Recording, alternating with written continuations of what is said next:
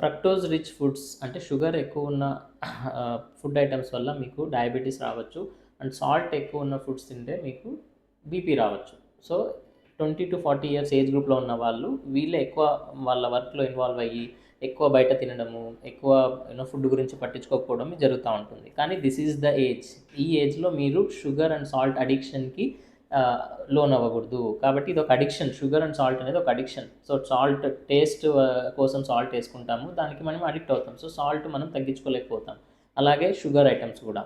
Sugar salt తగ్గించుకోవాలి అంటే దీనివల్ల బీపీ షుగర్ రాకుండా ఉంటాయి, అంటే డయాబెటీస్ అండ్ బ్లడ్ ప్రెషర్ రాకుండా ఉంటాయి. అయితే ఏంటి అంటే బీపీ షుగర్ వస్తే ఏంటి, డైరెక్ట్ మనం ఈజీగా కంట్రోల్ చేసుకోవచ్చు కదా అనుకుంటారు. కానీ బీపీ షుగర్ వస్తే ఆటోమేటిక్గా కిడ్నీ ప్రాబ్లమ్స్ కూడా మొదలవుతాయి. కాబట్టి మీ కిడ్నీ ప్రాబ్లం రాకుండా ఉండడానికి, మీ 50s and 60s హెల్తీగా ఉండాలి, కిడ్నీ ప్రాబ్లం రాకుండా ఉండాలంటే మీ 20s and 30sలో మీరు షుగర్ అండ్ సాల్ట్ అడిక్షన్కి లోన్ అవ్వకూడదు.